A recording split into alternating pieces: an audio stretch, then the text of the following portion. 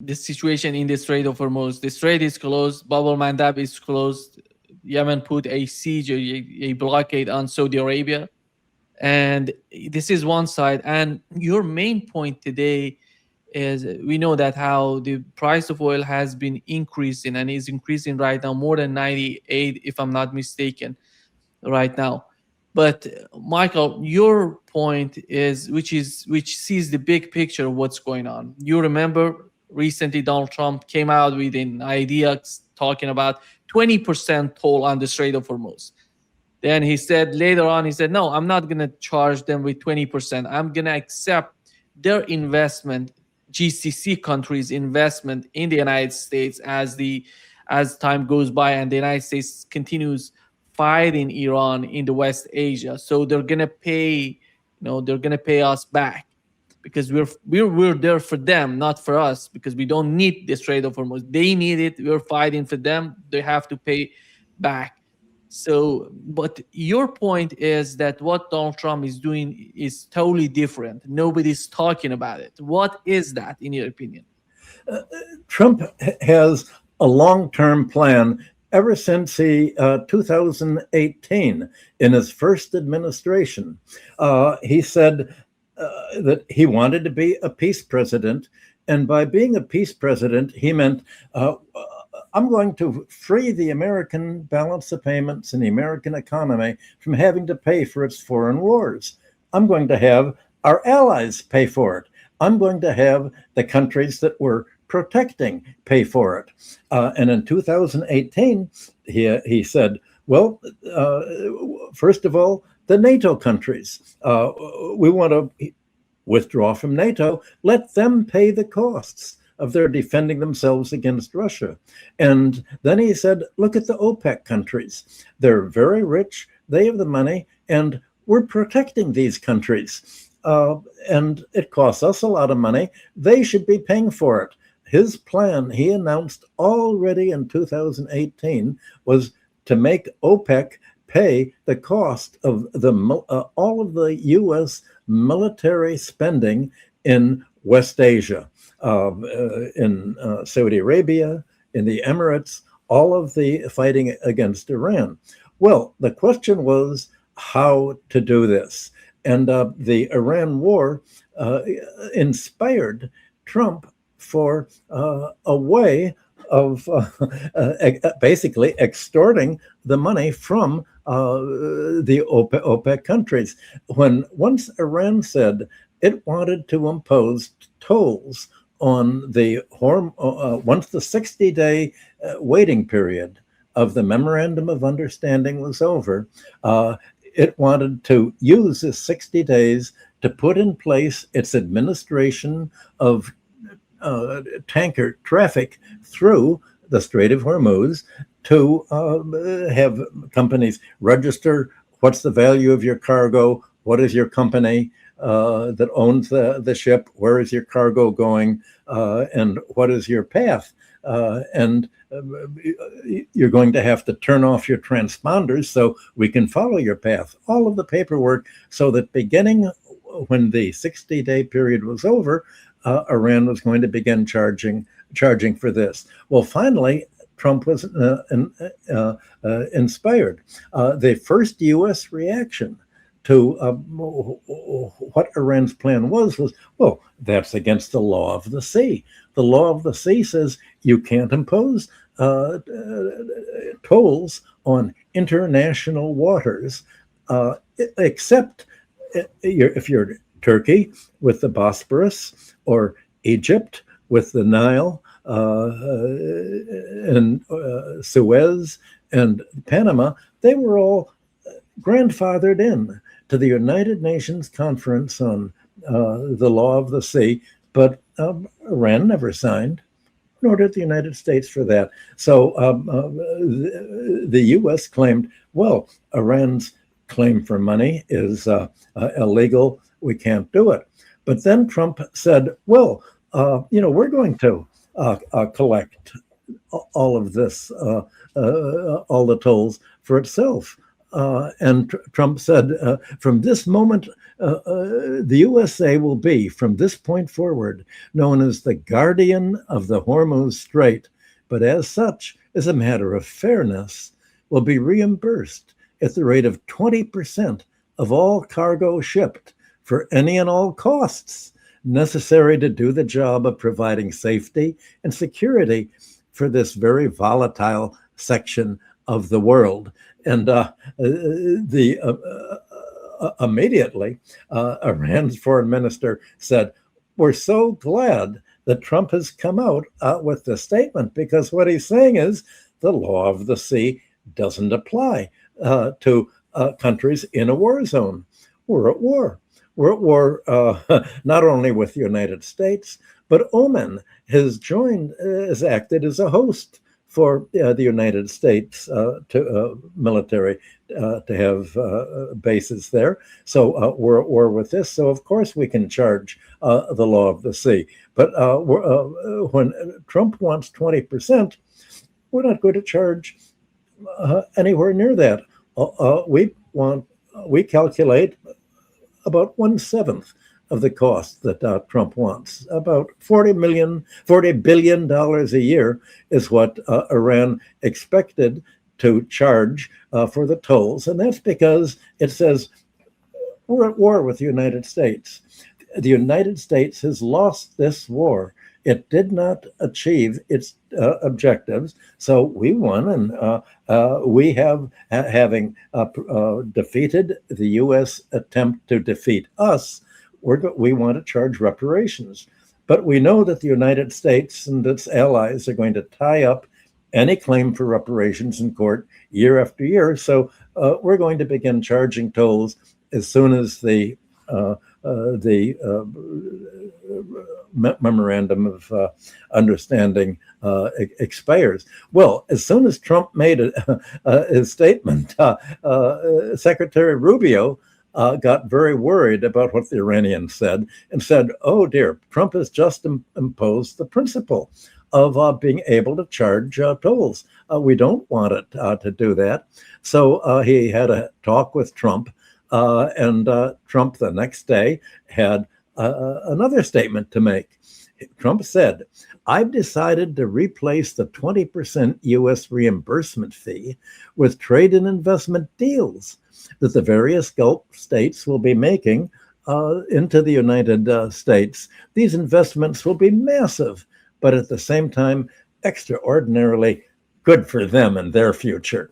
Well, Trump essentially set out making a set of voluntary deals. And the idea was that the Emirates, Saudi Arabia, and other countries would co-invest or would turn over money to American information technology companies and automatic intelligent companies for their data platforms that they would be building, and they already have been building in Bahrain, in the Emirates. And as a matter of fact, the Iranians saw this. The Iranians a week ago bombed the Amazon's facilities in Bahrain for its information policies. And Iran's position now is as follows.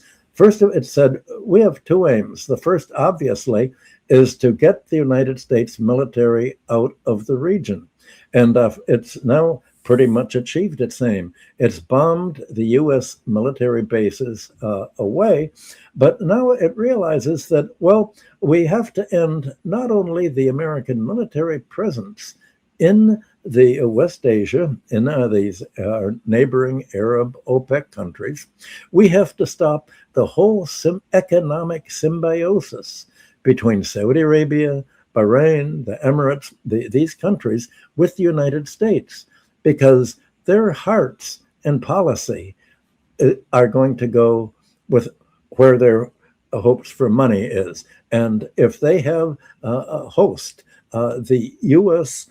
Information technology and all sorts of supplying their oil to U.S. companies there to fuel all of the electricity that they need to achieve their automatic intelligence plans that they can't achieve in the United States because there isn't enough electricity here, and it takes a long time to build new electricity sources. And the individual states in America are blocking all of this because they say if the AI uses the electricity that it plans to do, electricity prices for everyone, for homeowners, for businesses, for plants to light their and heat their factories. All this is going to go way, way up, and you'll make the whole economy high price. So the United States needs a symbiosis with the American companies to say, well, if we're going to have an international monopoly in information technology and automatic intelligence, then we're going to have to have a symbiosis. We're going to have to move to where the energy is outside of the United States. That's the Arab OPEC countries. And so this, if this happens, then you're essentially are going to keep them completely in the U.S. orbit by having the power over these countries by holding their money and investment in the United States, just as the United States confiscated the $100 billion of Iranian savings in the West from South Korea that was transferred to Bahrain and the Emirates, all these other countries, that the memorandum of understanding said the United States was supposed to put the whole agreement in play by making at least a $12 billion reimbursement. Trump's statements in the last week have showed that he never had any intention of giving any of the memorandum of understanding commitments that he'd signed to Iran. He certainly wasn't going to obey paragraph 1 of these commitments to bring pressure on Israel not to attack Lebanon. That's not done. He immediately stopped any promise to give $12 billion to tell the Emirates and Bahrain and other countries begin returning to Iran the savings that they have in your country, because Trump said, well, Ann Besant, the Secretary of the Treasury, said, well, we're not really going to give this money to Iran. We'll give it into an account controlled by Treasury officials that are going to sit there and making sure that every dollar of this money is spent on the United States for United States exports and other money in the United States. Iran will never get a penny of any of this money that the memorandum of understanding said. And Trump obviously is never going to let Iran have any say in administering trade through the Gulf of Hormuz, because if it had a say, then the United States wouldn't. So immediately upon signing of the agreement of understanding on June 17th, the U.S. Navy already the previous month had been accompanying ships to guide them, saying, well, stay close to the coast of Oman. This is Oman's territorial waters. And the Iran has no authority at all to over the territorial waters. Well, that's not what the memorandum of understanding at all said at all. It said all of the trade from the front beginning and to the end of the Persian Gulf, all of this is to be administered by Iran. All of this was violated. Well, we're now seeing in the last few days what Trump's plan is. He said, well, the Emirates have to invest in the United States. Well, you can imagine what Saudi Arabia and the other countries have said. So Arabia said, well,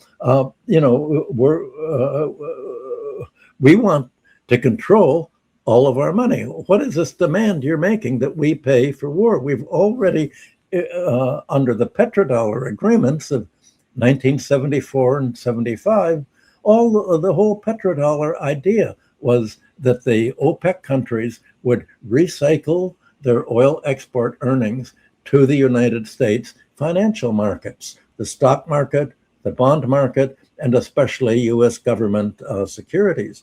But now Trump wants this money recycled also to U.S. Companies, especially the companies who happen to be his largest political campaign contributors, apart from Israel, and that is the information technology companies, the 7 companies that are into computer chips, information technology, Amazon, Facebook, the whole slew of companies that have gone up, Google, all of these. Well, you had yesterday the talk of the United States saying, well, look, Saudi Arabia, if you agree to pay the equivalent of 20% of everything that you obtain in oil exports to the United States, we're going to let you have your own control, not only of your military, but over the enrichment of uranium. Well, you can imagine what happened, that Israel protested and the Zionists in Congress protested. So just today, or this morning, I think Trump came out and said, well, yes, we will let Saudi Arabia invest in the enrichment of uranium, but it can control it. And as a condition for any of the deals we're making with Saudi Arabia, and by extension, the Emirates, they're going to have to join the Abraham Accords. They're going to have to recognize Israel. Well, essentially, this makes the Arab OPEC countries not only a political and military satellite of the United States, but of Israel as well under the Abraham Accords. And this, Iran now, and you're going to see this in the next few days of the military unfolding. Iran is forcing the Arab countries to choose. It's saying, well, there's been a war. We're going to recover the damage that the attacks from the United States, Israel, and Saudi Arabia, and the Emirates, and Bahrain, and the Arab countries have caused in attacking us. Now, the question is, the United States wants an equivalent, even more money for itself than we want. What is your future going to be? Are you going to continue to be economic and military and political satellites of the United States, as you have been since the 1974, 1975 with the petrodollar? Or are you going to see that the United States cannot protect you from us? It says it's your guardian angel protecting you, but you've seen that the arms that you've bought from the United States are not protecting you. The U.S. military bases were unable to protect you. The United States from its military bases in the Indian Ocean, and now planning to relocate in Italy and other places, even flying from Britain now. They can't protect you. So who are you really going to ally your future with? If you think that you can make money by making economic deals with the United States, by investing in its stock and bond markets, then these markets are going to crash, because now you're seeing oil going up and we're on the way to a world depression. And if you think you can make money by co-investing with American companies that are want to invest in having you supply oil to their automatic intelligence data processing plants in your country, well, then you don't know what Hollywood accounting is. No, U.S. accounting, there are not going to be any profits, especially when the profits that these companies make are going to include a charge for the U.S. military expenditures of so-called protecting you, meaning all of the costs of fighting us in war. Protecting you means waging war on us. Do you really want to be liable for everything that the United States is doing? This is going to absolutely exhaust you. What is your choice? The U.S. economy is going to be shrinking. The Chinese economy, the Asian economies, these other economies that we want to export our oil to are going to go up. So we Iranians are what we're advocating is free trade in oil. The principle of free trade that the United States was supposed to create at the end of World War II, back in 1945. Free trade, essentially to break up the British Empire and the French Empire and to have all of their colonies be free to spend their wartime savings on American exports, basically. All of this free trade has now been put in abeyance by the U.S. national security strategy that was announced in December of last year, that the United States wants to use the world oil trade as a choke point on the world. It wants to use its information technology monopoly as a choke point on the world. It wants to force the oil, as Besant and Trump have said, all the OPEC oil, just like Venezuelan oil, we're going to do to Iran, if we conquer it, and to OPEC what we've done to Venezuela. After we, in January, when we kidnapped President Maduro and took over its oil industry. All of the oil now that Venezuela exports is going to have to be priced in dollars. And all of these dollars that it earns the earnings must be recycled into the United States.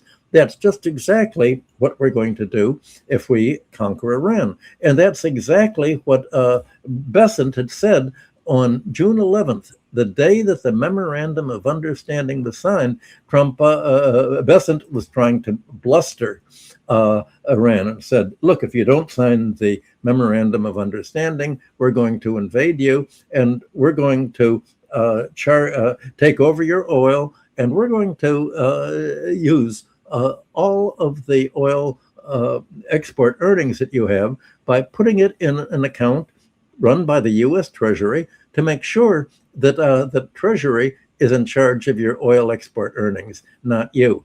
This is the attempt of the United States for controlling oil everywhere, and it wants to do the effect of taking this, recycling the money from the Arab OPEC countries to do the same thing. It's not going to say Saudi Arabia, the Emirates, you have to have the Treasury tell you what to do, but the U.S. Negotiators under Trump is going to say, well, here's the amount of money that you have to recycle to the United States. You can take your choice. What do you want to buy, U.S. stocks or bonds in a market that's going to crash and will be worth much less?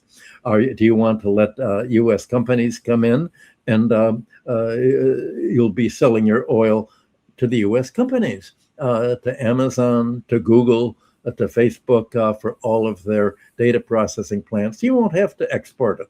No problem about, forget Hormuz. You'll just be supplying it to them instead as to work off all the money that you owe us for protecting you.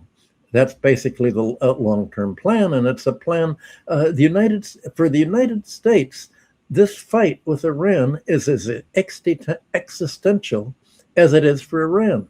A lot of people think that, why was it able to defeat the U.S. attempts to conquer it? Well, for Iran, it's existential because of all of the threats. The United States wanted a regime change, wanted to put in another client dictator like the Shah or some domestic Iranian equivalent of Boris Yeltsin to privatize the economy. That was one plan. But it's also existential for the United States, this fight with Iran, because how can the United States survive and maintain its prosperity if it doesn't somehow get tribute from other countries? The United States is no longer what it was in 1945.